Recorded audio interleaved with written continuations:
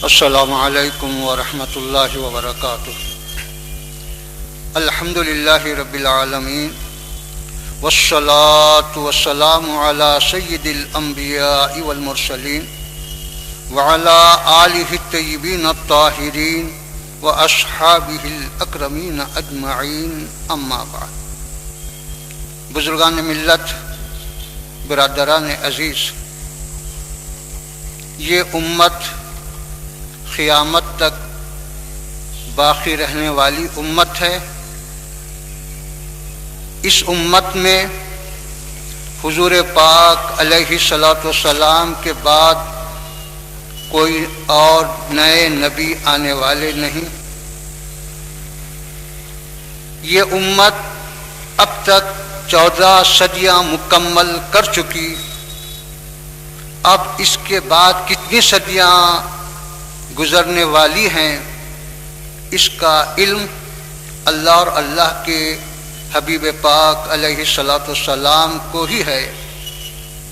لیکن حضور پاک علیہ الصلوۃ والسلام سے حضرت جبریل نے پوچھا کہ قیامت کب ہے، تو آپ نے جواب میں یہی فرمایا کہ تم بھی نہیں جانتے، میں بھی اتنا ہی جانتا ہوں کہ اس کا علم اللہ کو ہے، لیکن اس کی علامتیں بتلاتا ہوں۔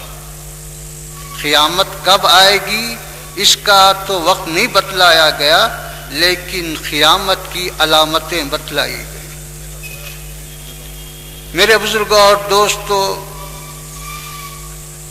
کامیابی کے لیے 2 چیزوں کی ضرورت ہے، ایک محنت اور دوسرے محبت۔ اگر ہم ہاتھ پہ ہاتھ دھرے بیٹھے رہیں اور انتظار کرتے رہیں کہ صاحب ایسا ہو جائے گا ویسا ہو جائے گا، یہ عادت الہی کے خلاف ہے کہ کاہل اور سست محنت نہ کرنے والوں کی مدد کرے، یہ اللہ کی عادت کے خلاف ہے۔ اللہ نے حکم دیا ہے کہ تم جد و جہد کرو، تم کوشش کرو، تم محنت کرو، میں تمہاری مدد کروں گا۔ ہاں، تمہاری محنت میں کوتاہی ہو سکتی ہے، تمہاری جستجو میں کمی ہو سکتی ہے، اللہ اپنے فضل سے اس کو پورا کرے گا، لیکن اللہ کا ارشاد ہے کہ والذین جاہدوا فینا لنہدینہم سبلنا، کہ جو لوگ ہماری راہ میں جد و جہد کرتے ہیں، کوشش کرتے ہیں، تو ہم ان کے لیے راستے کھولتے۔ چنانچہ حضرت عثمان غنی رضی اللہ تعالی عنہ کو جب خلیفہ بنایا گیا اور آپ پہلا خطبہ دیے، تو پہلے خطبے میں کوئی آپ نے لمبی چوڑی تقریر نہیں کی۔ حمد و ثنا کے بعد صرف ایک ہی جملہ فرمایا کہ ایھا الناس انتم لستم باحوج الی رجل قوال بل الی رجل فعال، کہ اے لوگو، تم کسی بولنے والے کے محتاج نہیں ہو، بلکہ محنت کرنے والے کی تم کو ضرورت ہے۔ تم محنت کی طرف توجہ کرو، کوشش کرو۔ تو میرے بزرگوں اور دوستو، سالار ملت کی زندگی ہو یا فخر ملت کی زندگی ہو، ان کی زندگیوں کو دیکھنے والے موجود ہیں اور قریب سے دیکھنے والے بھی موجود ہیں۔ وہ جانتے ہیں کہ انہوں نے کیا محنت کی اور کس طرح سے کوشش کی اپنی قوم کو اونچا کرنے کے لیے، اپنی قوم کو مصیبتوں سے اور دنیاوی مسائل سے بچانے کے لیے، اور اپنی قوم کو صحیح راستے پر ڈھالنے کے لیے۔ آپ جانتے ہیں کہ یہ دنیا ہمیشہ ایک رنگ بدلتی ہے اور اس کے اندر ہر وقت ایک نئے انقلابات آتے ہیں، اور اس وقت آپ عالم اسلام پر جو غور کر رہے ہیں، دیکھ رہے ہیں کہ وہاں کیا ہو رہا ہے، وہاں پیسے کی کمی نہیں ہے، وہاں مسلمانوں کی تعداد کی کمی نہیں ہے، وہاں دنیاوی اسباب کے لحاظ سے کسی اور چیز کی کمی نہیں ہے، لیکن سب کچھ رہتے ہوئے، سب کچھ ہوتے ہوئے اپنے ہی وطن میں مسلمان پرایا ہے، بے وطن ہے، بے سہارا ہے، کہ وطن ان کا ہے، دولت ان کی ہے، زمین ان کی ہے، سب کچھ ان کا ہے، لیکن سب کچھ ہونے کے باوجود بھی وہ دوسروں کے آگے محتاج بنا، دوسروں کے آگے وہ ہاتھ پھیلانے پہ مجبور ہے۔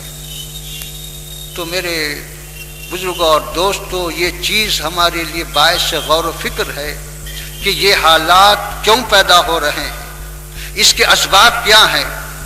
دشمن اپنی سازش میں برابر لگا ہوا ہے، لیکن ہماری غفلت، ہماری کوتاہی یا ہماری جو ہے عدم فراست یا ہماری سیاست سے دوری، یہ اسباب ہیں کہ ہم آپس میں ایک دوسرے سے دست بگریباں ہو کر، ایک دوسرے کے مقابل ہو کر، ایک دوسرے کے خون کے پیاسے ہو کر دوسروں کو اپنے پر مسلط کر رہے ہیں، دوسروں کو اپنے مکان میں گھسنے کا موقع دے رہے ہیں۔ حضرت سیدنا عمر رضی اللہ تعالی عنہ سے واقعات جب ذکر کیے گئے کہ حضور پاک علیہ الصلوۃ والسلام نے یوں ارشاد فرمایا، یوں ارشاد فرمایا، تو یہ فتنوں کا جو دروازہ ہے، تو پوچھا کہ یہ کھولا جائے گا یا توڑا جائے گا؟ تو بولے توڑا جائے گا۔ تو آپ نے فرمایا کھولا جاتا تو بند کیے جانے کی توقع تھی، اب توڑا گیا ہے، اس کو جوڑ نہیں سکتے، اس کو بند نہیں کر سکتے۔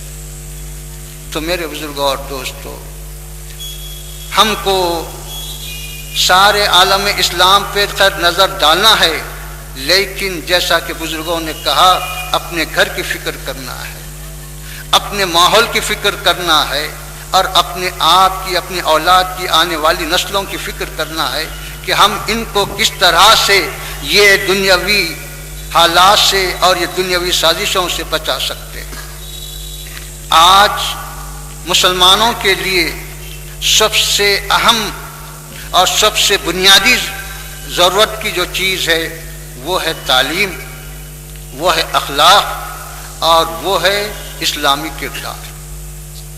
اگر مسلمان اپنے پاس سب کچھ رکھے اور ان نعمتوں سے محروم ہو تو دوسرے جاہل قوموں میں اور مسلمان میں کوئی فرق نہیں۔ صحابہ سے لے کر آج تک کی ہماری تاریخ محفوظ ہے، کسی اور قوم کی ایسی تاریخ محفوظ نہیں ہے، لیکن مسلمان اپنی ایک شاندار تاریخ رکھتا ہے، اچھا شاندار ماضی رکھتا ہے، اور اسباب کے اعتبار سے اللہ نے اس کو سونے کے پہاڑ دیے، پٹرول کے چشمے دیے، بے انتہا دولت دیے۔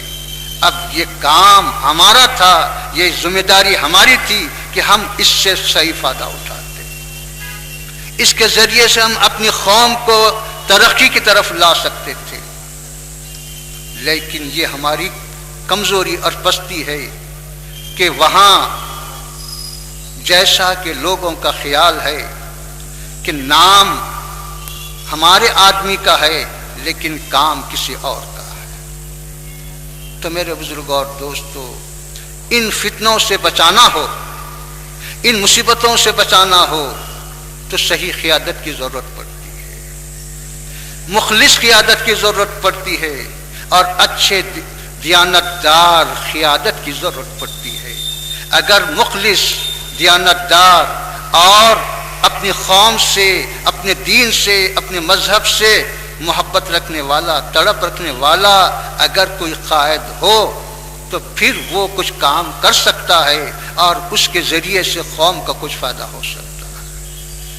یہ آج ہم سالار ملت کو خراج عقیدت پیش کرنے کے لیے جمع ہوئے ہیں، ان کے خدمات کو یاد کرنے کے لیے جمع ہوئے ہیں، ان کا خراج عقیدت پیش کرنے کا بہترین طریقہ یہی ہے کہ ہم مسلمانوں کے مستقبل کی طرف توجہ کریں، مسلمانوں کی تعلیم کی طرف توجہ کریں، ان کے روزگار کی طرف توجہ کریں اور ان کے اندر اتحاد و اتفاق پیدا کرنے کی طرف توجہ کریں، تو یہی ہمارے لیے بہترین ہتھیار ہے اور یہی ہمارے قائد کو خراج عقیدت پیش کرنے کا صحیح طریقہ ہے۔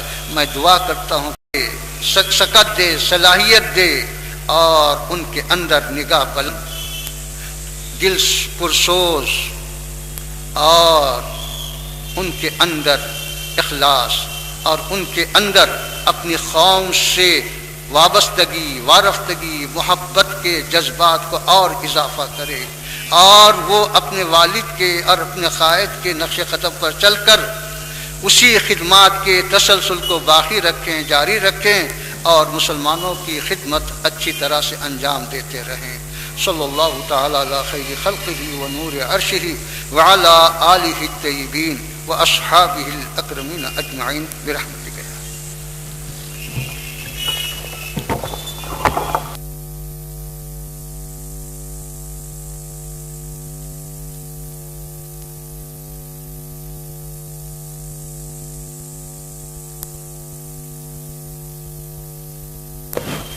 عالی جناب سید احمد پاشا قادری صاحب، معتمد عمومی کل ہند مجلس اتحاد المسلمین و معزز رکن اسمبلی سے گزارش کی جاتی ہے کہ سالار ملت علیہ رحمہ کو خراج عقیدت پیش کریں۔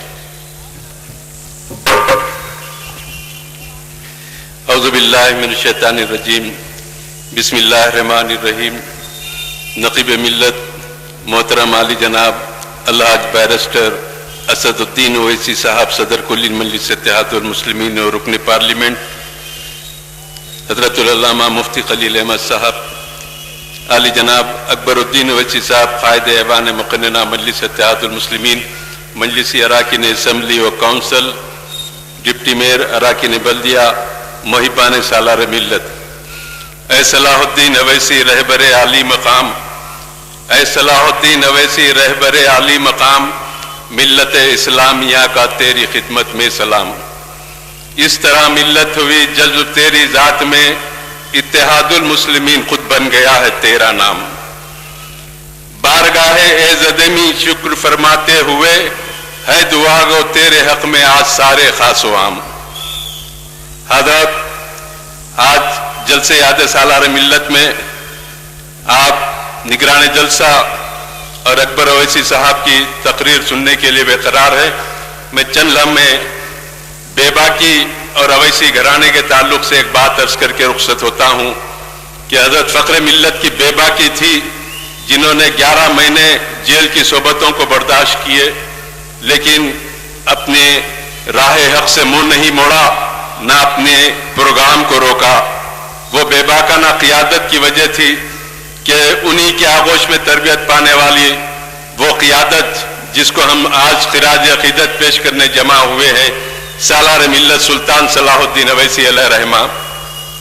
ایمرجنسی کے دور میں کنگ کوٹی کے اندر مسلم ایجوکیشنل کانفرنس ہو رہی تھی اور اس کا افتتاح اس وقت کے صدر جمہوریہ فخر الدین علی احمد صاحب نے کیا۔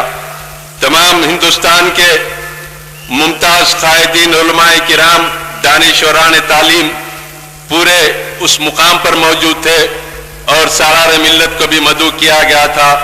فخر الدین علی احمد صاحب تقریر کرتے ہوئے، جبکہ وہ تعلیمی کانفرنس تھی، لیکن صدر جمہوریہ نے تقریر کے دوران یہ کہا کہ مسلمانوں کو فیملی پلاننگ کرا لینی چاہیے۔ آپ اندازہ کیجئے وہ کون سا دور تھا؟ وہ ایمرجنسی کا دور تھا۔ ہندوستان کی سڑکوں پر ہر طرف ایک ننگا ناچ ناچا جا رہا تھا، اخبارات پر پابندی لگا دی گئی تھی، میسا کا قانون بنا دیا گیا تھا، چوٹی کے قائدین کو پورے جیلوں میں بند کر دیا گیا تھا۔ خوف اور دہشت کے ماحول میں حکومت وقت نے اعلان کیا کہ یہ ایمرجنسی ہے، حکومت کے خلاف کوئی ایک آواز بلند کریں گے تو جیل کی سلاخوں کے پیچھے پہنچا دیا جائے گا۔ ایسے ایمرجنسی کے دوران میں کنگ کوٹی کے اندر 2.5 لاکھ مسلمانوں کا اجتماع تھا۔ صدر جمہوریہ کی یہ تقریر کہ مسلمانوں کو فیملی پلاننگ کرا لینی چاہیے، پر تمام مجمع سالار ملت کو دیکھ رہا تھا۔ سالار ملت مرکز نظر بن چکے تھے، مجمع دیکھ رہا تھا کہ اب صدر جمہوریہ سے ڈر کر یا ایمرجنسی سے گھبرا کر سالار ملت کیا خاموشی اختیار کر لیتے ہیں، پورا مجمع دیکھ رہا تھا۔ لیکن جب سالار ملت کا اعلان ہوا تو سب سے پہلے لاؤڈ اسپیکر پر کھڑے رہ کر سالار ملت نے کہا کہ صدر جمہوریہ ہندوستان فخر الدین علی احمد صاحب، ماں باپ نے تو بڑا پیارا نام رکھا آپ کا فخر الدین بول کے، لیکن یہ کیا آپ نے کہہ دیا کہ فیملی پلاننگ کرانی چاہیے؟ ارے آپ ہندوستان کے صدر جمہوریہ ہوں گے، لیکن فتووں کی مشین گن چلانے کا آپ کو کوئی اختیار نہیں ہوتا، اور یہ مسئلہ مسلمانوں کے علماء کرام سے وابستہ ہے۔ آپ کو حق نہیں پہنچتا کہ فیملی پلاننگ پر آپ مذہبی معاملات میں مداخلت کریں۔ پورے مجمع میں سکتہ طاری تھا، اور قائدین دیکھ رہے تھے کہ سالار ملت کی بے باکی کہ صدر جمہوریہ کے سامنے ایمرجنسی کے دوران میں انہی کے سامنے ان کا جواب دیا گیا۔ سارا مجمع نعرے تکبیر اور سالار ملت زندہ باد کے نعرے لگانے لگا۔ سالار ملت کی بے باکی کو تمام مسلمانوں نے خراج تحسین پیش کیا۔ سالار ملت نے پرواہ نہیں کی کہ ایمرجنسی ہے، اور اس وقت چیف منسٹر منگل راؤ صاحب تھے۔ بعد میں لوگوں نے جا کر شکایت کی اور کہا کہ اویسی صاحب ایمرجنسی میں صدر جمہوریہ کے جواب دیے ہیں، ان کو جیل میں ڈال دو۔ تو سالار ملت نے کہا کہ میں جیل سے ڈرنے اور گھبرانے والا نہیں ہوں۔ وہ بے باک قائد جو ہمیشہ اقتدار وقت کی آنکھوں میں آنکھیں ڈال کر بات کرتا رہا، وہی بے باکی تھی جو فخر ملت کی تھی، وہی بے باکی سالار ملت کی تھی، اور وہی بے باکی نقیب ملت کی ہے۔ آپ بتائیے، میں دعوے کے ساتھ کہتا ہوں کہ ہندوستان کی پارلیمنٹ میں کون ہے مسلمانوں کی ترجمانی کرنے والا؟ کون ہے بے باکی کے ساتھ آواز بلند کرنے والا؟ میرا نقیب ملت ہے جو ایوان پارلیمنٹ میں کھڑے رہ کر کہا کہ ہندوستان میں اس وقت کوئی جنگلی جانور ہے تو اس جانور کا نام نریندر مودی ہے، اس جانور کا نام نریندر مودی ہے۔ یہ کس نے کہا؟ پورے بی جے پی کے ایم پیز کھڑے رہ گئے کہ یہ کیا کہہ رہے ہیں اویسی صاحب، ہمارے چیف منسٹر کو جنگلی جانور کہہ رہے ہیں۔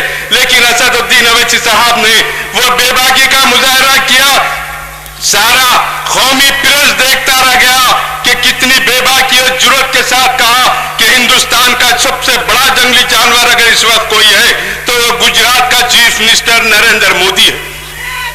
کیا کوئی ایسی بے باکی ایوان اسمبلی، ایوان پارلیمنٹ میں پیش کر سکتے ہیں؟ ارے اعتراضات کرنے والے، تنقیدیں کرنے والے، جھوٹی خبریں شائع کرنے والے، تمہارے اندر یہ بے باکی کہاں ہے؟ حکومت وقت کے سامنے کھڑے رہ کر جب بولنے کا وقت آتا ہے تو تم پیٹھ بتا کے چلے جاتے ہو، بلکہ شاہی دربار کے اندر غلامی کرتے ہوئے نظر آتے ہیں۔ یہ بے باکی ورثے میں ملی نقیب ملت کو، اور یہی بے باکی اکبر الدین اویسی صاحب کو بھی ملی، جو فروری 2011 کے بجٹ سیشن میں 4 دن تک اسمبلی کو چلنے نہیں دیا۔ مسئلہ کیا تھا؟ مسئلہ یہ تھا کہ تلنگانہ کے اندر جو ہنگامے ہوئے، وہاں کے بچوں کے اوپر سے مقدمات اٹھا لیے جائیں۔ اکبر اویسی صاحب نے کہا جب ان پر سے مقدمے اٹھا رہے ہیں تو پچھلے سال جو ہمارے بچوں کو فسادات میں رولی شیٹ، ہسٹری شیٹ کھولے ہیں، ان پر بھی مقدمے اٹھا لو، اور حکومت نے جو بے قصور مسلمانوں کو گرفتار کیا ہے ان کو معاوضہ دے، اور مسلمانوں پر جو جابر ظالم عہدیداروں نے ظلم کیا ہے ان کے خلاف کارروائی کرو اور مسلمانوں سے معافی مانگو۔ 2011 فروری کا بجٹ سیشن آندھرا پردیش کے مسلمانوں کے لیے ایک تاریخی سیشن تھا۔ ایوان اسمبلی کی تاریخ شاہد ہے، ہندوستان کی کسی اسمبلی میں کسی چیف منسٹر نے کھڑے ہو کر مسلمانوں سے معافی نہیں مانگی۔ اکبر اویسی صاحب کے اصرار پر، ہنگامے پر، چیف منسٹر کرن کمار ریڈی نے کھڑے رہ کر معافی مانگا اور کہا کہ یقیناً ہمارے پولیس سے زیادتی ہوئی ہے، ہم ایکشن لیں گے اور مسلمانوں سے معافی مانگیں گے۔ معافی مانگا اسمبلی کے اندر، بڑے بڑے مدبرہ، بڑے قلم میں طاقت کا مظاہرہ کرنے والے اس وقت کوئی نہیں تھا۔ ارے اکبر اویسی کی صحیح تقریر کو کوئی اخبار شائع نہیں کیا۔ اب کہتے ہیں کہ مکہ مسجد کے مظلومین کی کوئی مدد نہیں کرتا۔ سب سے پہلے ایوان اسمبلی میں اس مسئلے کو اٹھانے والے قائد مقننہ اکبر الدین اویسی صاحب تھے۔ میرے عرض کرنے کا مقصد یہ ہے کہ یہ بے باکی ورثے میں ملی ہے۔ کسی حکومت وقت سے، کسی اقتدار وقت سے ڈرنے اور گھبرانے والے قائدین نہیں ہیں، ہمیشہ بے باکی کا مظاہرہ کرتے ہیں اور آپ کے مسائل جو حکومت سے مقابلہ کرتے چلے جاتے ہیں اور اللہ کے فضل و کرم سے کامیابی حاصل ہو جاتی ہے۔ بتائیے آج کتنے جھوٹی خبروں کے ذریعے مسلمانوں کو منتشر کیا جاتا کہ ایسا نہیں ہوا، ایسا نہیں ہوا۔ بڑے بڑے لوگوں نے اقرار کیا کہ حکومت نے معذرت خواہی کی مسلمانوں سے، اور اس کے بعد لوگوں کے ذہن میں آیا کہ قیادت اس کو کہتے ہیں۔ سالار ملت علیہ رحمہ کی شخصیت یقیناً ایسا قائد صدیوں میں پیدا ہوتا ہے جو بہت دیر سے نہیں، دیکھ کے لوگوں کو ان کے مسائل سے واقفیت حاصل کر کے ان کے دل میں جو بات ہے اس کی ترجمانی کرنے والی قیادت جو تھی وہ سلطان صلاح الدین اویسی صاحب کی تھی۔ سالار ملت کے بے شمار کارنامے، وقت نہیں کہ میں تفصیل کے ساتھ آپ کو بیان کروں، صرف اتنا عرض کروں گا کہ سالار ملت سلطان صلاح الدین اویسی جس کی قیادت نے 51 سال تک مسلمانوں کی قیادت کی اور مسلمانوں کو سیاسی شعور مسلمانوں میں بیدار کیا، جیل کی صحبتوں کو برداشت کیا، مقدمات لگائے گئے، الزامات لگائے گئے، لیکن وہ مرد مجاہد اپنے پائے استقامت میں ان کے کبھی لغزش نہیں آئی، وہ آگے بڑھتے چلے گئے۔ لوگوں کے دلوں پر قبضہ تھا، جو دلوں کو فتح کر لے وہی فاتح زمانہ۔ سالار ملت کی شخصیت اس مصداق کی ہے۔ بہرحال میں آپ سے رخصت ہوتے ہوئے اللہ تعالیٰ سے دعا کروں گا کہ پروردگار سالار ملت کے درجات میں بلندی عطا کرے، ان کے قبر کو نور سے منور فرما دے۔ پروردگار ہم کو توفیق دے کہ ہم سالار ملت کے مشن کو ہم آگے بڑھاتے جائیں اور اس مجلس اتحاد المسلمین کی کامیابی اور ترقی کے لیے ہم کام کرتے جائیں۔ وآخر دعوانا الحمدللہ رب العالمین۔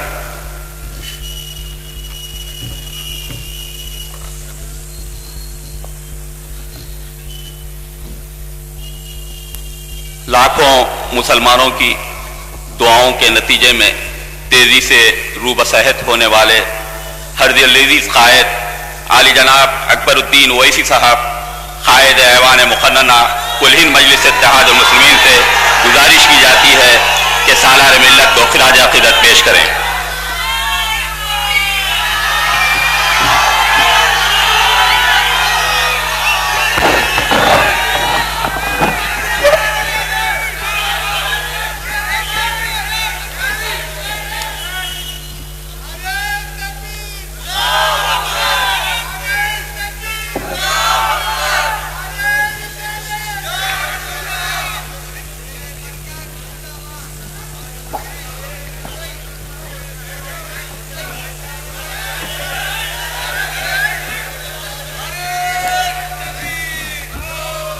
اعوذ باللہ من الشیطان الرجیم، بسم اللہ الرحمن الرحیم۔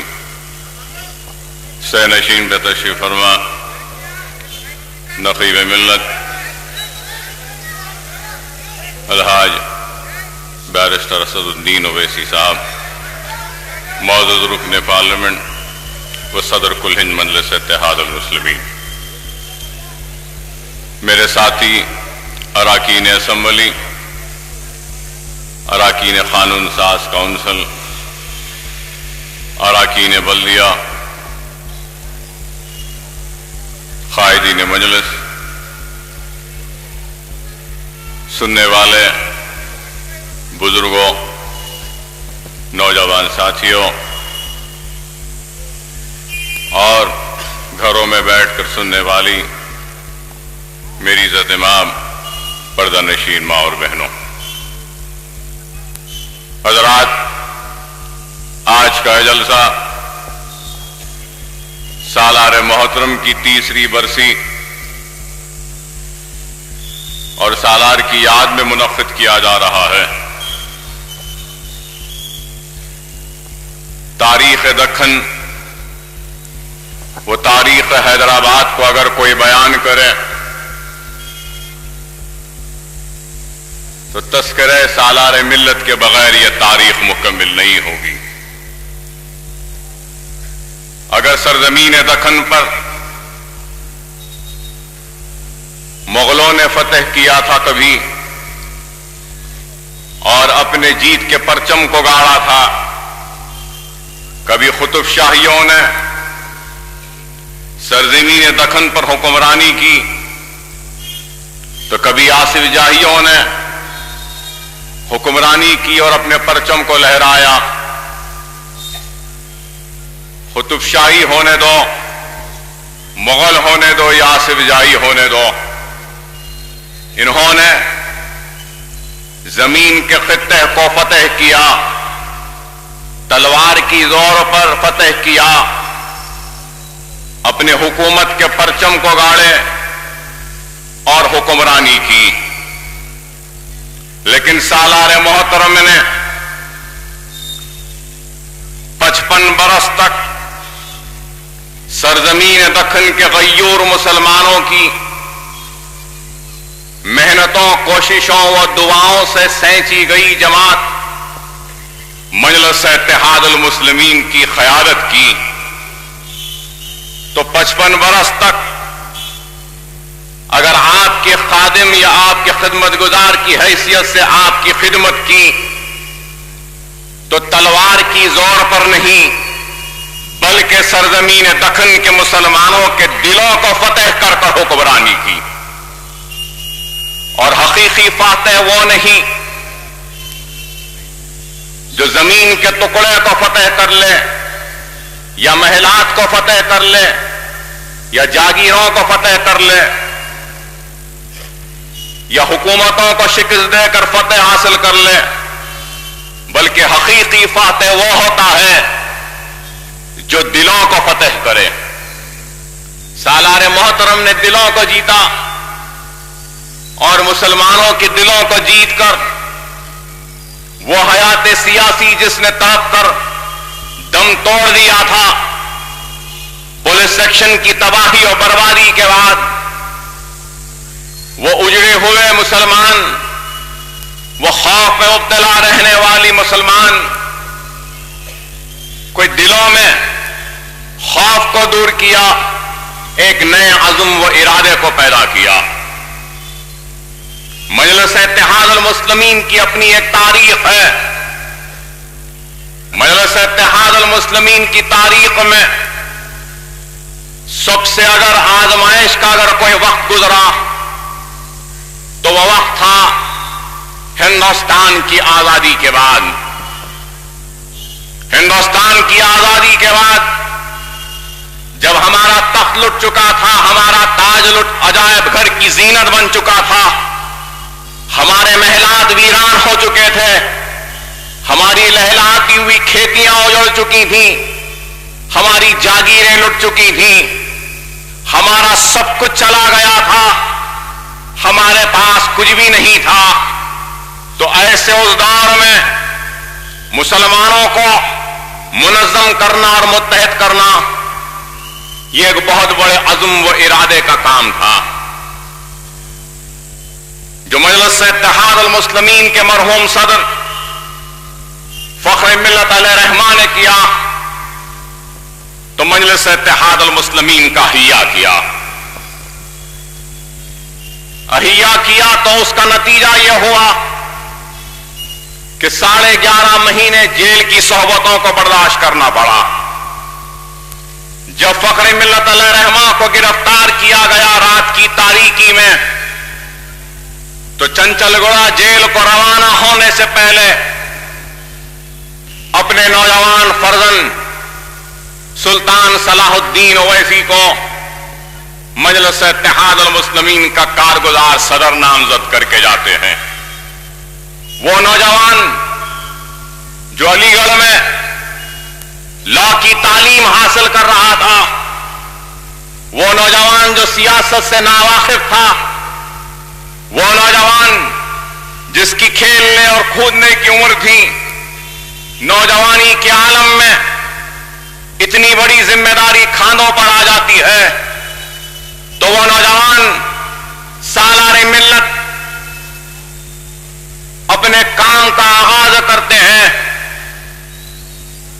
اور جب آگے بڑھ کر نکلتے ہیں تو مجلس اتحاد المسلمین کا نہ کوئی دفتر تھا، نہ مجلس کوئی وزراء تھے، نہ مجلس کے کوئی اراکین اسمبلی تھے، نہ مجلس کے کوئی اراکین بلدیہ تھے، نہ مجلس کے پاس کوئی لاکھوں روپیہ بینک میں اکاؤنٹ میں تھا، کچھ بھی نہیں تھا مجلس اتحاد المسلمین کے پاس۔ جدوجہد کا آغاز کیا، محنتوں و کوششوں کا آغاز کیا تو لوگ تنقید کرنے لگے جیسے آج بھی مجلس پر لوگ تنقید کرتے ہیں۔ اس وقت بھی تنقیدیں کی اور کہا کہ کیا ضرورت ہے مجلس اتحاد المسلمین کی۔ میں ان لوگوں کا نام لینا نہیں چاہتا جن لوگوں نے کہا تھا کہ کیا ضرورت ہے مجلس کی، کیونکہ ان میں سے کوئی بھی اب بقید حیات نہیں، اور یہ تک کہا کہ مجلس اتحاد المسلمین کو کیا بس نہیں ہے کہ لاکھوں مسلمانوں کو کٹوا دیا پولیس سیکشن کے نام پر؟ کیا آپ صلاح الدین اویسی و عبد الواحد اویسی کیا بچے کچے مسلمانوں کو بھی کٹانا چاہتے ہیں؟ کیا کافی نہیں ہمارے محلات لٹ چکے؟ کیا کافی نہیں ہماری جاگیریں لٹ چکی؟ کیا کافی نہیں کہ ہمارے خزانے لٹ چکے؟ ارے سب کچھ لٹ گیا، اب کیا ضرورت ہے مجلس اتحاد المسلمین کی، کہتے تھے لوگ۔ اور مجلس اتحاد المسلمین کی صدارت کے لیے جب ہر ایک کو آواز دی تو کوئی آگے بڑھ کر نہیں آئے۔ رضوی صاحب کو 48 گھنٹے میں اس ملک کو چھوڑ کر جانے کا حکم ہوا تو رضوی صاحب نے سرزمین دکن کے وکلاؤں کو بلا کر پوچھا کہ کوئی ہے تیار؟ آؤ۔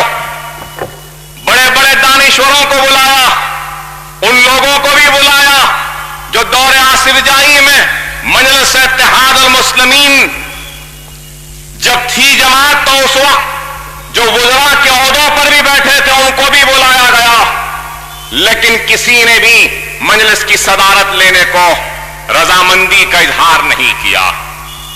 وہ بھی وقت تھا، لیکن رضوی صاحب نے آخر میں عبد الواحد اویسی کو طلب کیا تو عبد الواحد اویسی نے 1 منٹ بھی نہیں لیا اور مجلس کی صدارت کو قبول کیا، کانٹوں بھرا تاج اپنے سر پر پہنا اور اس مظلوم مسلمانوں کی قیادت کی ذمہ داری اپنے کاندھوں پر لے لی۔ اس وقت کوئی نہیں آئے اور بعد میں جب مجلس نے کام شروع کیا تو الزام لگا کیا آپ اور مسلمانوں کو کٹاؤ گے یا ان کو مارو گے؟ مجلس نے اپنی جدوجہد کا آغاز کیا، محنت کی، کوشش کی، عوام کے درمیان میں رہی مجلس اتحاد المسلمین۔ اور وہ بھی ایک وقت تھا جب مجلس اتحاد المسلمین کے جلسے ہوا کرتے تھے تو مجلس کے جلسوں میں سننے والا کوئی نہیں ہوتا تھا،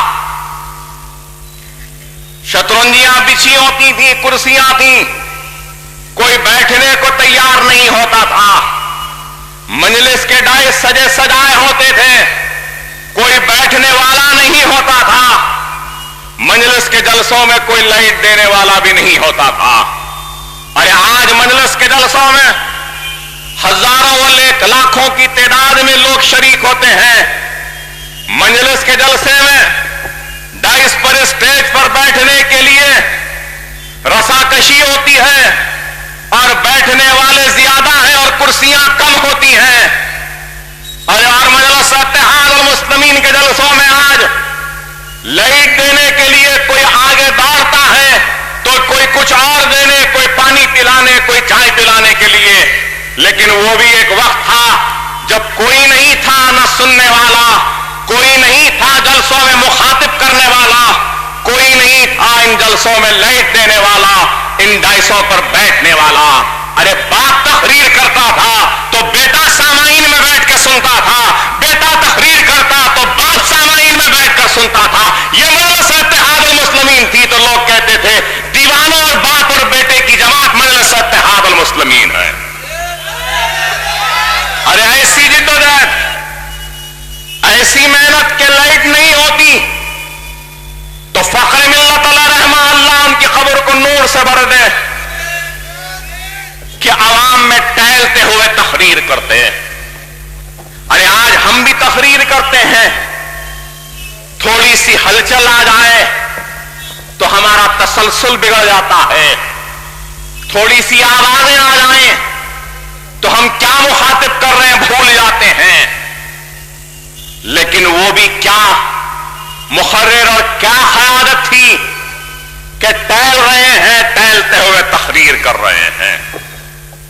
ارے ایسا وقت تھا 2 سے 3، 3 سے 4 ہوئے، 4 سے آگے بڑھے، ہزاروں کی تعداد میں یہ کارواں بنتا گیا، جدوجہد کرتے گئے، آگے بڑھتے گئے، اور اس کا نتیجہ یہ ہوا کہ مجلس اتحاد المسلمین نے اپنا خود کا دفتر حاصل کیا، دارالسلام کو حاصل کیا۔ سالار ملت کی کوششوں و کاوشوں اور عبدالواحد اویسی کی قانون سازی اور قانونی جدوجہد و محنت، وہ مضبوط قیادت کا نتیجہ کہ دارالسلام حاصل ہوا۔ ارے دارالسلام آج ہمارے پاس صرف حیدرآباد میں ہے۔ اے نوجوانوں، شاید تم نہیں جانتے، سرزمین دکن کے ہر ضلع کے ہیڈ کوارٹر میں دارالسلام تھا۔ جس طریقے سے حیدرآباد میں دارالسلام آج ہے، اس طریقے سے اورنگ آباد میں بھی تھا، مراٹھواڑہ میں تھا، تلنگانہ میں تھا، ہر ضلع ہیڈ کوارٹر میں دارالسلام تھا، مجلس کا دفتر تھا۔ لیکن سب کچھ چلا گیا، سب کچھ ہمارے ہاتھوں سے چلا گیا۔ اس دارالسلام کی جنگ لڑی، کون کون اس میں فریق بنے میں وہ بھی کہنا نہیں چاہتا، پرانے زخموں کو کھروچنا نہیں چاہتا۔ کون کون فریق بنے، کون کون دعوے پیش کرے دارالسلام کے لیے، کیسی کیسی تکالیفیں ہوئی، کیسی کیسی مصیبتیں ہوئی۔ کوئی کہنے لگا دارالسلام ہمارا ہے، ہم کو دے دو۔ کوئی کہنے لگا کہ ہم کام کر رہے مسلمانوں کا، ہم کو دارالسلام دے دو۔ کوئی کہنے لگا کہ حقیقی مجلس ہماری ہے، ہم کو دارالسلام دے دو۔ تو ہم یہی کہنے لگے کہ دارالسلام مسلمانوں کی امانت ہے، اس کو مسلمانوں کو دے دو، مسلمانوں کی جماعت مجلس اتحاد المسلمین ہے، اس کو دے دو۔ مقدمہ ہوا، مقدمہ لڑتے گئے، اور پھر مقدمے میں کامیابی ملی تو دارالسلام ہم کو ملا۔ دارالسلام میں فائر بریگیڈ کا دفتر تھا، دھول تھی، گرد تھی۔ ارے وہ مقام جہاں سے کبھی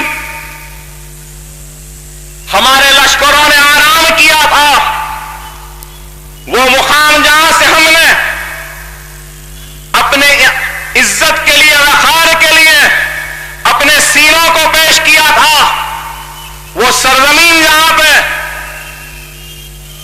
جہاں سے ہم نے حکومت کے ایوانوں سے مقابلہ کیا تھا، وہ سرزمین کئی برس سے ویران تھی، گرد و غبار میں تھی، جالوں میں تھی، ویران تھی۔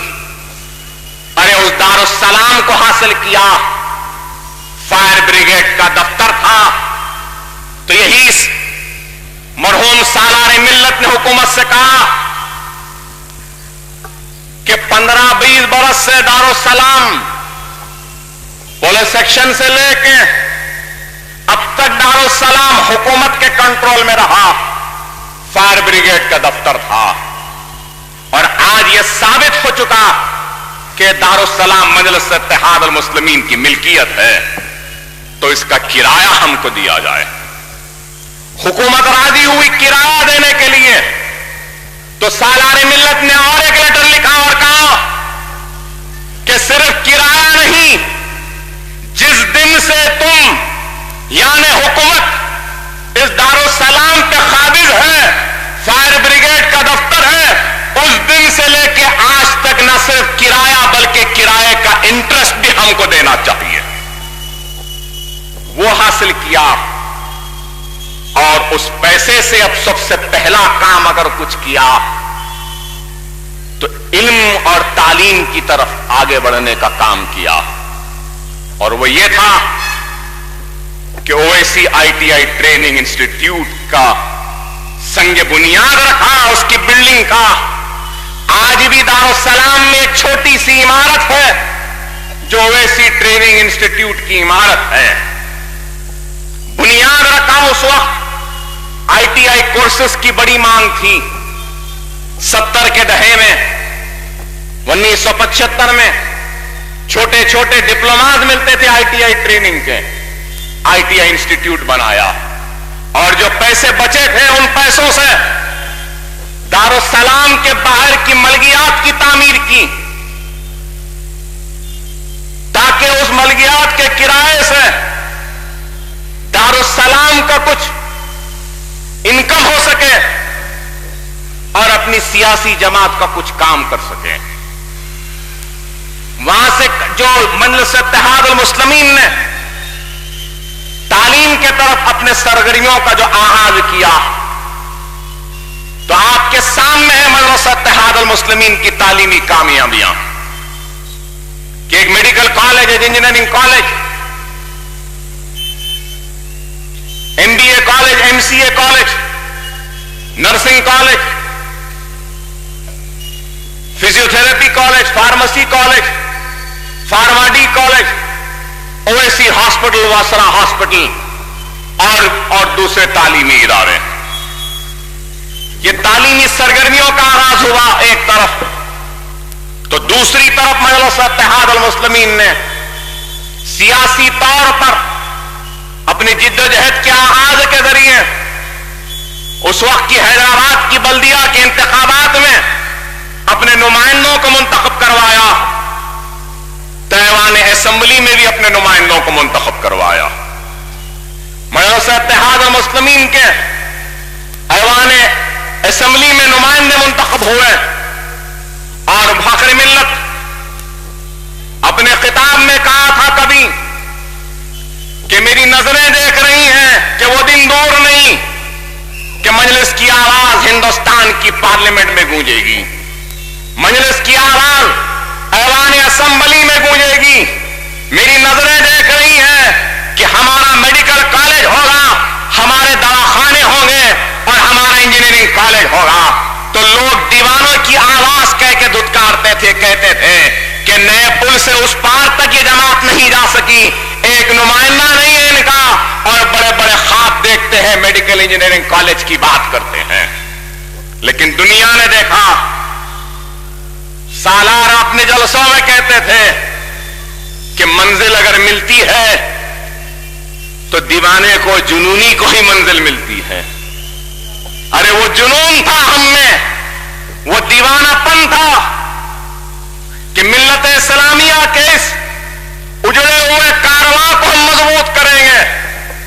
ارے آج جو پولیس سیکشن کی تباہی اور بربادی کے بعد اپنی خود کی جماعت کا قیام میں لانا، تو اس وقت لوگوں نے کہا مسلمانوں کی جماعت کی کیا ضرورت ہے؟ ارے 55 برس پہلے مجلس اتحاد المسلمین نے کہا کہ ہندوستان میں ہماری اپنی جماعت ہونی چاہیے، اور آج 55 برس 60 برس کے بعد آج ہندوستان کہہ رہا ہے کہ ہاں مسلمانوں کی جماعت ہونی چاہیے۔ جس بات کا احساس ہم نے پہلے کیا، ہندوستان نے 60 برس بعد اس بات کو محسوس کیا۔ یہی فرق ہے مجلس اتحاد المسلمین کی قیادت اور سیاست میں اور ہندوستان کی، کہ مجلس اتحاد المسلمین نے کام کیا، سیاسی میدان میں بھی کام کیا، تعلیمی میدان میں کام کیا، پرانے شہر کی ترقی کے لیے کام کیا، سیٹوین کا قیام میں لایا تو سالار ملت نے کیا، اقلیتی مالیاتی فائنانس کارپوریشن کا قیام عمل میں لایا تو سالار ملت نے کیا، مائنورٹی کمیشن کا قیام عمل میں لایا تو سالار ملت نے کیا، خلی Qutb Shah urban development authority کا قیام عمل میں لایا تو سالار ملت نے کیا۔ ایسے کتنے کام ہیں کہ سالار ملت کی کارکردگی اور مجلس اتحاد المسلمین کی کامیابیوں کو بیان کروں تو ساری رات گزر جائے گی اور مجلس اتحاد المسلمین کے کارناموں کا میں ذرہ برابر بھی حق نہیں ادا کر سکوں گا کہ کتنا کام کیا، کیسے کام کیا، کہ دواخانوں کی تعمیر کی، مسلمانوں کے دلوں سے خوف کو مٹایا۔ حیدرآباد جبھی بھی فسادات کی لپیٹ میں آتا تو سب سے پہلے فسادات کے پریشان حال مسلمانوں کے درمیان میں رہنے والی شخصیت کا نام سالار ملت تھا۔ کبھی سبزی منڈی کا فساد ہوا تو پہنچنے والے کا نام سالار ملت، علی آباد سید علی چبوترے میں فساد ہوا تو پہنچنے والے کا نام صلاح الدین اویسی، نور خان بازار میں فساد ہوا تو پہنچنے والے کا نام صلاح الدین اویسی، نظام آباد میں فساد ہوا تو پہنچنے والے کا نام صلاح الدین اویسی، عادل آباد جل رہا ہے تو پہنچنے والے کا نام سالار ملت، ارے بھینسا جل رہا ہے تو پہنچنے والے کا نام سالار ملت، گنٹور کا مسلمان آواز دے رہا ہے تو پہنچنے والے کا نام سالار ملت، محبوب نگر کا مسلمان آواز دے رہا ہے تو پہنچنے والے کا نام سالار ملت، تارے پٹری کا مسلمان آواز دے رہا ہے تو پہنچنے والے کا نام صلاح الدین اویسی۔ ارے آندھرا پردیش کو تو چھوڑو، علی گڑھ مسلم یونیورسٹی کا ایجیٹیشن ہوا تو سارے ہندوستان میں سب سے زیادہ علی گڑھ مسلم یونیورسٹی کے تحفظ کے لیے، اس کے مقام کے لیے اگر لڑنے والی شخصیت کا نام تھا تو وہ سلطان صلاح الدین اویسی تھا۔ کہاں کہاں کدھر کدھر نہیں پہنچتے گئے، لیکن ان کی زندگی میں بھی منافقوں نے ان کو برابر تکلیف پہنچاتے رہے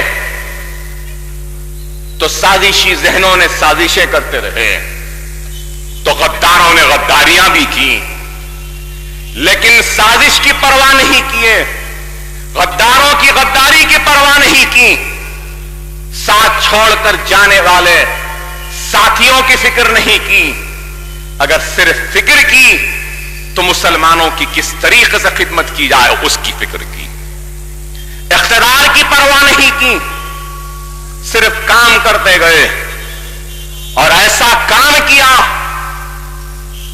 کہ رہتی دنیا تک آپ نہیں رہیں گے، ہم نہیں رہیں گے، لیکن دارالسلام آباد رہے گا اور دارالسلام سے تا قیامت تک نعرہ تکبیر اللہ اکبر کی صدا گونجتی رہے گی اور مسلمانوں کی خدمت کرنے والی جماعت مجلس اتحاد المسلمین ہی رہے گی۔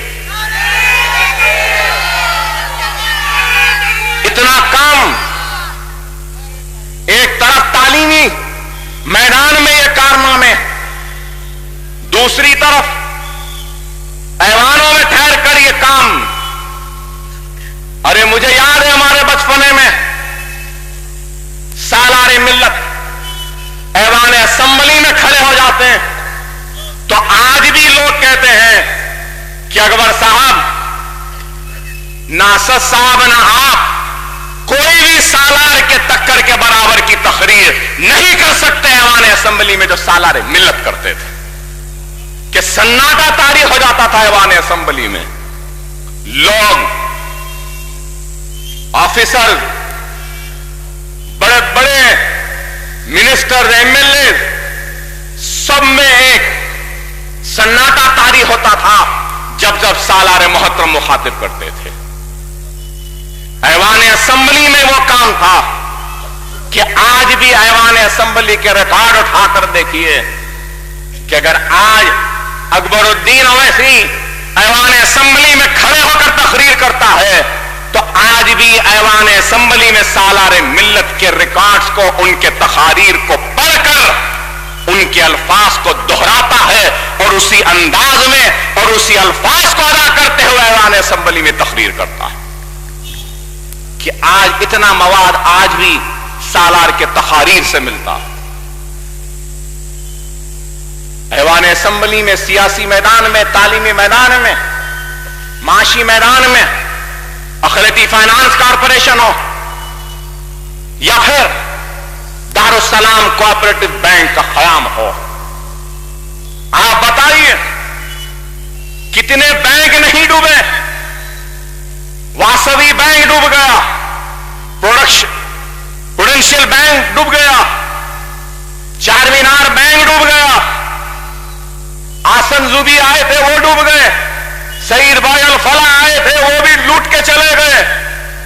کئی لوگ آئے جو ہمارے سرمایہ کو, مسلمانوں کی محنت کی کمائی ہوئی پونجی کو لوٹ کر چلے گئے یا اس کو ڈبا دیے, لیکن مسلمانوں کی ایک ایک محنت سے کمائی گئی ایک ایک پیسے کی حفاظت کی ہے تو مجلس اتحاد المسلمین نے دارالسلام کوآپریٹو بینک کے ذریعے کی ہے. کہ کس طریقے سے مضبوط بنیاد رکھی دارالسلام کوآپریٹو بینک کی, کہ کئی بینک ختم ہو گئے لیکن دارالسلام بینک ختم نہیں ہوا. دارالسلام بینک آج بھی قائم ہے, اپنا کام کر رہا ہے. ارے مجلس اتحاد المسلمین نے آپ کے سرمایہ کی حفاظت کی تو مجلس اتحاد المسلمین نے آپ کے گھروں کی حفاظت کی. مجلس نے آپ کے سرمایہ کے ذریعے بے روزگاروں کو روزگار دیا تو مجلس اتحاد المسلمین نے فسادات میں ہماری ماں اور بہنوں کی اپنے اتحاد کی طاقت کے ذریعے ان کی عصمت و آبرو کی حفاظت کی. مجلس نے اگر اتنا کام کیا, تعلیم کے میدان میں ہو, صحت کے میدان میں ہو, معاشی میدان میں ہو, سیاسی میدان میں ہو, یہ سب کچھ اگر ممکن ہوا ہے, چاہے وہ میڈیکل کالج ہو, انجینئرنگ کالج ہو, اویسی ہاسپٹل ہو, اسرا ہاسپٹل ہو, دارالسلام بینک ہو یا اور مجلس کے کوئی بھی کامیابیاں ہوں, یہ سب کچھ ممکن ہوا تو صرف اور صرف حیدرآباد کے غیور مسلمانوں کی وجہ سے, ایمان والے مسلمانوں کی وجہ سے, آپ کے اتحاد کی وجہ سے ہوا. اگر آپ کا اتحاد نہ ہوتا, آپ کا اعتماد نہ ہوتا, آپ کا بھروسہ نہ ہوتا اور سالار ملت و فخر ملت کی آواز پہ لبیک نہ کہتے تو یہ سب کچھ ممکن نہیں ہوتا. اگر آج ہم سالار ملت کو خراج عقیدت پیش کر رہے ہیں تو میں سمجھتا ہوں کہ سالار کے ساتھ ساتھ غیور مسلمانوں کو بھی ہم کو خراج عقیدت پیش کرنا ہوگا جو آج ہمارے درمیان میں نہیں. ارے آج تو کئی موٹریں دکھتی ہیں دارالسلام میں, مجلس کے جلسوں میں, لیکن ہم نے ہمارے بچپنے میں دیکھا ہے دارالسلام کو ایک یا دو موٹر رہتے تھے دارالسلام میں اور باقی پورے سائیکلاں ہوتی تھیں. ہم ہمارے بچپنے میں دارالسلام کے وسیع میدان میں سائیکل چلانا سیکھتے تھے, کوئی گاڑیاں یا کوئی موٹر سائیکل نہیں ہوتی تھی. ارے آج دارالسلام میں الحمدللہ ایک بھی سائیکل نہیں دکھ رہی, سارے چار پہیے والے یا موٹر سائیکل دکھ رہی ہے. پھر بھی لوگ بولتے ہیں مجلس کیا کری. ارے آج مجلس اتحاد المسلمین نے اگر ماضی میں یہ کام کیا ہے تو موجودہ دور میں بھی مجلس اتحاد المسلمین نے کام کیا. مجلس اتحاد المسلمین صرف سیاسی باتیں یا جذباتی تقاریریں نہیں کرتی, بلکہ مجلس اتحاد المسلمین نے ٹھوس کام کیا ہے. اور مجلس اتحاد المسلمین نے ایسا کام کیا ہے کہ جو کام کسی نے نہیں کیا. مجلس اتحاد المسلمین نے حالیہ عرصے میں جو مجلس اتحاد المسلمین کی کارکردگیاں ہیں, اگر اس کو بیان کرو تو اس کے لیے خود بھی کئی گھنٹے لگ جائیں گے کہ کس طریقے سے مجلس نے کام کیا. اعلان اسمبلی میں سالار محترم کی زندگی میں نرسمہا راؤ کے موت کے وقت مجلس اتحاد المسلمین کا کارنامہ آپ کے سامنے ہے. پھر اس کے بعد میں مجلس اتحاد المسلمین نے اعلان اسمبلی میں کس طریقے سے آپ کی نمائندگی کی آپ کے سامنے ہے.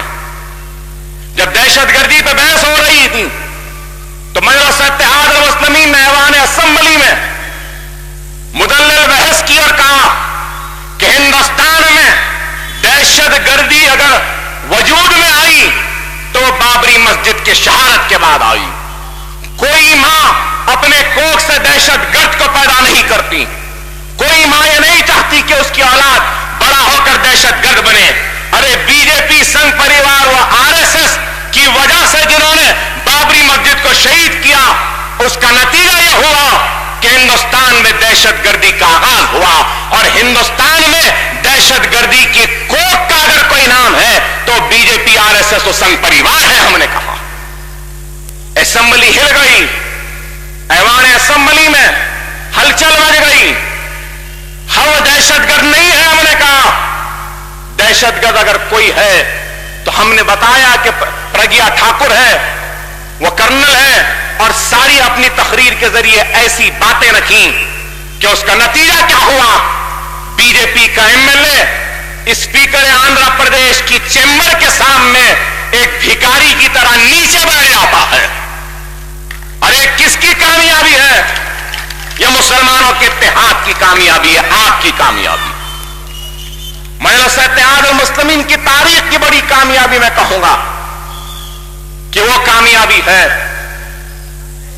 कि हमने ऐवान असेंबली में खड़े होकर कहा कि आज एससीज को, बीसीज को जो स्कॉलरशिप दी जाती है, अरे मिल्लत के हमदर्द व दावा करने वाले वो कहां थे? कोई नहीं जानता था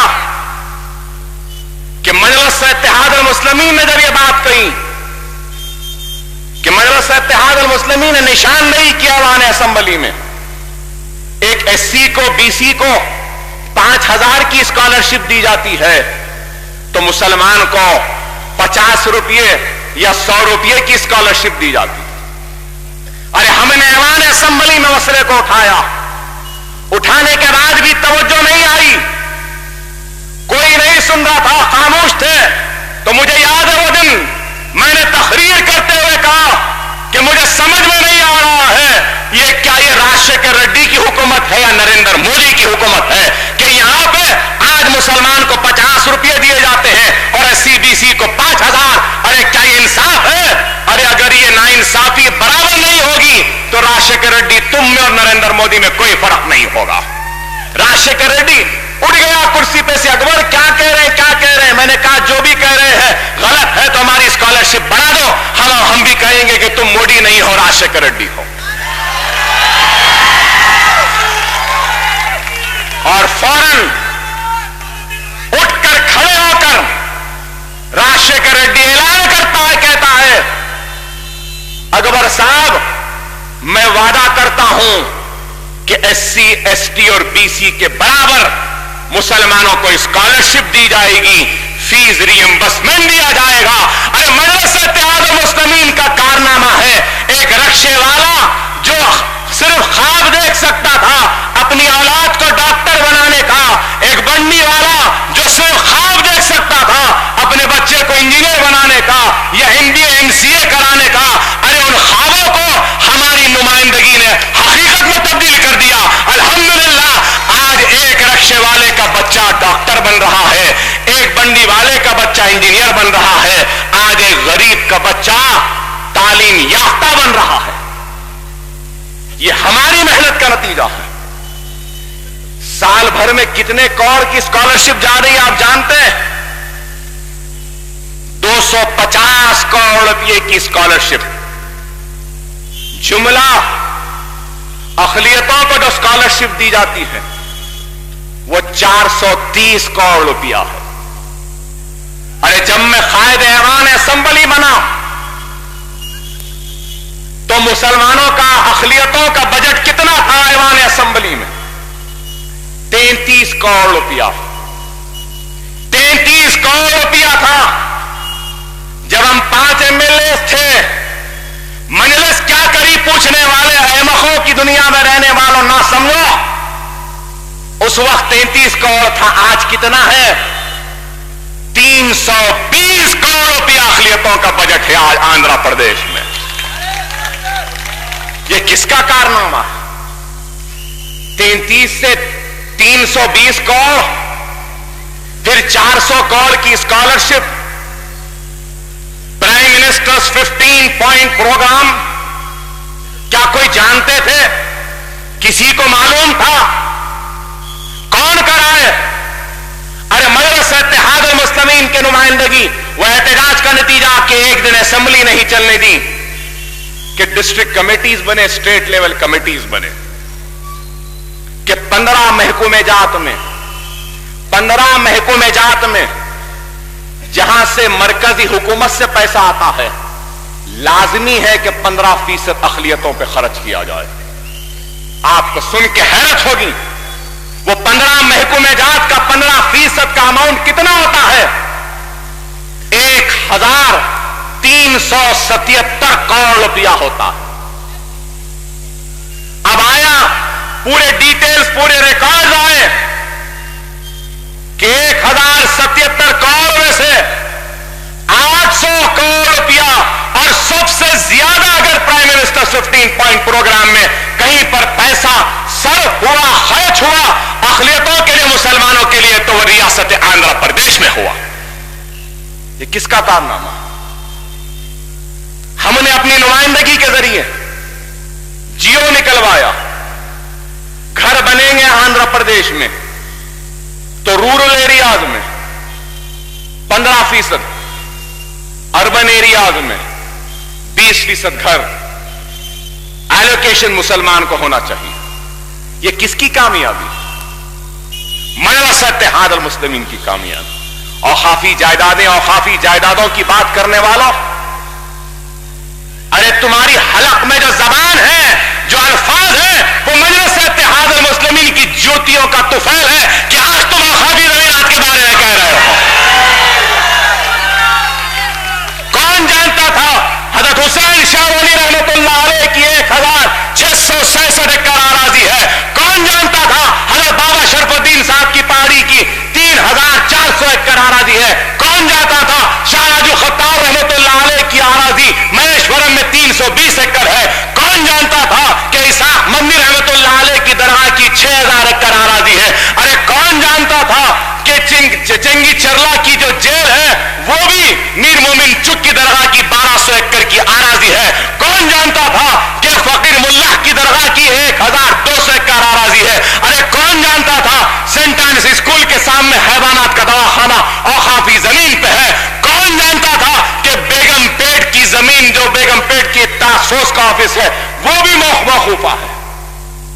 अरे हम बताए, आज तुम कहते हो कि औखाफी जमीनात को तुमने निशानदेही की, अरे हमने की। आज भी हमारा मुकदमा है, आज भी मेरा मुकदमा है हजरत इसाक मदनी रहमतुल्लाह अलैह के लिए दरगाह की आराजी का। मेरा मुकदमा आज भी है हजरत हुसैन शाह वली रहमतुल्लाह अलैह की आराजी। मेरे पे हमला हुआ, उसके बाद हिंदुजा पावर प्लांट वाले कामयाब हो गए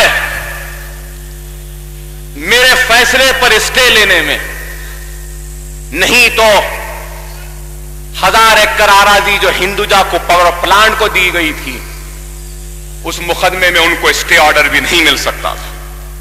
अल्हम्दुलिल्लाह अल्लाह ने हयात दी है तो जरूर वो मुकदमा लड़ूंगा फिर से, और वो स्टे का दरखास्त करके फिर से 800 करोड़ रुपया वक्फ बोर्ड को दिला कर रहेंगे हम।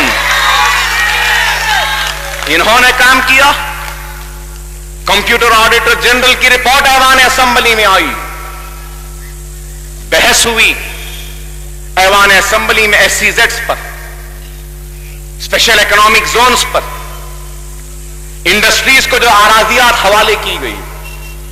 ऐवान असेंबली में कोई एक भी कांग्रेस का रुकन उठकर बोला, तेलुगु देशम का बोला, कम्युनिस्ट का बोला, कोई उठ के बोला? अरे मैंने उठकर कहा ये 3000 कंपनियों को जो सरकारी आराजात दी गई है, इसमें से 1000 कंपनियों को औखाफी आराजियात तकसीम की गई। क्या समझ के तुमने दिया इनको? तुम्हारे बाप की जागीर नहीं है, ये मुसलमानों की अल्लाह की अमानत है। आज ऐवान असेंबली में सरकारी आराजियात पे कमेटी बनी, तो और एक कमेटी भी बनी असेंबली की कमेटी, जो औखाफी जायदादें जो मुसलमानों की जो ये कंपनियों को दी गई हैं उसकी तहकीकात भी होगी। अरे कितना बड़ा कारनामा, तारीख बन गई, रिकॉर्ड आ गए। हज़रत अली सार आशुरकाने की 1000 एकड़ आरादी कौन लाए? एनओसीज दे दिए गए, कौन कैंसिल कराए? कोई अखबार के मुदीरान कराए? अरे औकाफी जायदादों के तहफ्फुज़ की बात करने वालों, तुम्हारा खयामगाह किसकी जमीन पर है? अरे वो खुद औकाफी आराजी पर है। और एक अखबार के मुदीर सिनेमा घर चलाते हैं, किसकी जमीन? अरस्तु औकाफी जमीन, अरस्तु फाउंडेशन की जमीन, एजुकेशन के पर्पस के लिए दी गई। अरे आप बताइए, बेगमपेट से टास्क फोर्स और पुलिस वालों को खाली कराना कोई आसान काम है? अरे लैंड ग्रैबर, एक रौडी शीट, एक हिस्ट्री शीट, एक पहलवान अगर कब्जे पे बैठ जाए तो उसको खाली कराना आसान है, पुलिस को खाली कराना बहुत मुश्किल है भाई। लेकिन हमने ऐवान असेंबली में मीटिंग हुई, मैंने उस वक्त कहा कि अगर बेगमपेट की औकाफी जमीन अगर खाली नहीं होगी, अरे असेंबली के रिकॉर्ड में है, उठाकर देख लो। मैंने कहा, पुलिस कमिश्नर की मौजूदगी में कहा, एक लैंड ग्रैबर में और पुलिस में कोई फर्क नहीं है। वो लैंड ग्रैबर ग्रैब करके बैठता है, तो ये पुलिस भी आज ग्रैबिंग करके बैठी है बेगमपेट के टास्क फोर्स ऑफिस में। पुलिस वालों ने कहा, अकबर साहब आपका लहजा क्या है? मैंने कहा, लहजा नहीं, ऐसी है मेरा, हकीकत है। क्या तुम लोग कब्जा करके काबिज बन के क्या औकाफी जमीन पे नहीं बैठे हो? अगर पुलिस ही कब्जा करेगी तो हम इंसाफ के लिए कहां जाएंगे? तो पुलिस वालों ने कहा, हां है, हम ऐसा करेंगे वैसा करेंगे। पूरे मुसलमान एमएलए थे, नाम लेना नहीं चाहता, सबकी बोलती बन हो गई। मैं उठकर खड़े होकर कहा कि बहुत हो गया, अगर आप खाली नहीं करेंगे तो ईंट से ईंट हम बजा देंगे और हम खुद जाके ले लेंगे। बोले, अकबर साहब आपका लहजा अच्छा नहीं है, आप हमको लैंड ग्रैबर बोल रहे, चोर बोल रहे, जो चाहे बोल रहे। अरे अगर तुम लैंड ग्रैबर नहीं, चोर नहीं, तो हट जाओ वहां से। उसके बाद गर्मा गर्म बहस हुई, मैं अपने कागज पे अपना इस्तीफा लिखा और ऐसा चेयरमैन के मुंह पे फेंक कर कहा कि अगर बेगमपेट की आराजी नहीं देंगे तो अकबरुद्दीन ओवैसी इस कमेटी से इस्तीफा दे देगा, एमएलए शिप से इस्तीफा देगा, मेरा अराकीन असेंबली दे देंगे। पाशा खादरी साहब उठ गए, अफसर खां साहब उठ गए, अल्ताफ हैदर रजी उठ गए, इस्तीफा फेंक दिया, मीटिंग से निकल रहे थे। अब हम मुसलमानों को ले जाएंगे और अपने हाथ से अपनी जमीन को ले लेंगे। देखते हैं खाकी वर्दी वालों में तुम में कितनी हिम्मत है, हम लेके बता देंगे। पूरी कमेटी बाहर आती है, अकबर साहब हाथ जोड़कर आए और फिर कहा कि हम 2 दिन में या 8 दिन में बेगमपेट टास्क फोर्स का ऑफिस खाली करके वक्फ बोर्ड के हवाले कर देंगे। किसकी कामयाबी मेरे भाई? और हम जाकर कब्जा लेते हैं बेगमपेट टास्क फोर्स ऑफिस का। बड़ा कमर्शियल बिल्डिंग बनेगी, इंशाअल्लाह उस बिल्डिंग पर सिर्फ किराया आएगा तो मुझे उम्मीद है कि कम से कम एक 50 लाख महाना का किराया आएगा जरूर। वो पैसा कौन हम ले जाएंगे? अनीसुल गुरबा किसका? 1972 में हाईकोर्ट का जजमेंट आया, अनीसुल गुरबा वक्फ बोर्ड का है। अखबारों के मुदीरों सांप सूंघ गया था, खामोश क्यों बैठे थे? होश में नहीं थे क्या? नहीं मालूम था? अरे मजलिस उठाई, असेंबली में गड़बड़ की, उसका नतीजा क्या हुआ? हिंदू एंडोमेंट बोर्ड से निकलकर अनीसुल गुरबा वक्फ बोर्ड के हाथ में आया। किसका कारनामा? अरे आज बड़े मुसलमानों के हमदर्द बनते हैं, मुसलमानों के बहीखा बनते हैं, मुसलमानों के बस्तियों में आके मुखातिब करते हैं, मुसलमानों के महलों में आकर जलसे मुनक्किद करके इंतशार की बातें करते हैं, मजलिस को कमजोर करना चाहते हैं। मैं पूछना चाहता हूं, उनसे भी, आपके दिलों से भी सवाल करना चाहता हूं, जब हालिया फिसाद हुआ हैदराबाद में, चाहे गौलीपुरा में हो, चाहे सुल्तान शाही कवेली की कमान के पास हो, सैयद अली चबूतरा हो, मस्जिद रहमानिया हो, अलीआबाद का झंडा हो या गाजी बंडा हो, अगर मुसलमान पर पुलिस की गोलियां बरस रही थी, लाठियां बरस रही थी, तो गैरों से मुकाबला हो रहा था। हमारे घरों से चीखों की आवाजें आ रही थी। सुरा टाकीस में आटो में फंसे हमारे 2 बच्चियों को कौन निकाल कर लाए? मजलिस निकाल कर लाई। मस्जिद रहमानिया में फंसे मुसलमानों को कौन लाए? कोई सियासत या मुनसिफ वाले लेकर आए? कोई कम्युनिस्ट के लीडर लेकर आए? कौन लेकर आए? अरे हम लेकर आए। अरे अलीआबाद तक अंदर कौन गए?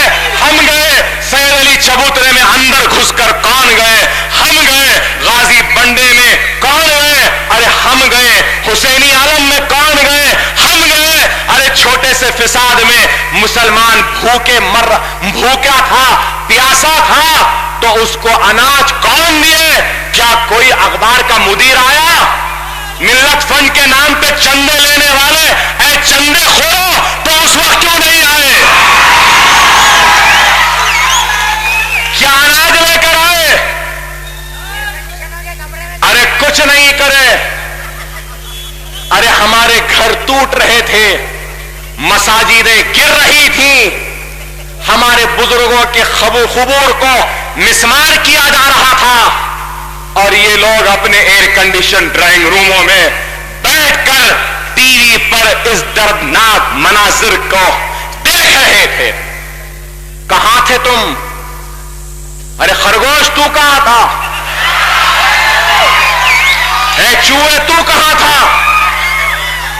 ऐ शेखर सुमन एक्टर तू कहां था? जुल्फों को जमा जमा कर फिरने वाले कहां थे? शेरवानियां ज़ेब-ए-तन करके सरों पे काली टोपियां पहन के मिल्लत में इंतशार पैदा करने के लिए आने वालों, ऐ गुस्ताख रसूल तुम लोग कहां थे? कोई नहीं आए। करीब 2 करोड़ रुपये का अनाज शहर हैदराबाद के फिसादात और मुतासिरीन में तकसीम करने वाली जमात का नाम मजलिस इत्तेहादुल मुस्लिमीन है। तरकारियां दी, डबल रोटियां अंबर पेट के आगे, नाचारम को जाकर लारियों में भरकर मैं डबल रोटी लेकर आया, दूध लेकर आया, ये बलाला अनाज लेकर आया। सदर मजलिस के हुक्म पर संगारेड्डी से लारियां आए तरकारियों के, चावल आए, दाल आया, तेल आई। क्या अखबार सियासत के दफ्तर से एक टुकड़ा आया रोटी का? चलो तुम रोटी न दो, चावल न दो, पानी न दो, दूध न दो, दवा न दो, कम से कम दिख जाते तो शायद हम खुश हो जाते। दिखाई भी नहीं दिए। अरे हम ही निकल के गए फलकनुमा के पास, मेरी गाड़ी पर पत्थर बरसाए गए, गाड़ी का ऐना चिकना चूर हो गया। खाकी वर्दी के बड़े पहलवान उस वक्त भी थे वहां पे खड़े हुए, लेकिन बाकी पहलवानों की तरह भाग गए। कोई नहीं थे, हम अकेले खड़े रह के उन बुत परस्तों का मुकाबला किया, लेकिन हटे नहीं। अरे ये रोड से शाली बंडे से आगे तक कोई जाने वाला मर्द मुजाहिद नहीं था, लेकिन मजलिस इत्तेहादुल मुस्लिमीन के जैयद सिपाहियों ने निकलकर अराकीन असेंबली ने शाली बंडे से लेकर फलकनुमा की रोड तक रास्ते में बैठे पीछे हर रुकावट को साफ करते करते علی آباد سے نکل کر لال دروازے کے پاس تک، اس کے آگے تک ہم جا کر آئے، اور کسی کی ماں نہیں جنی تھی جو ہم پہ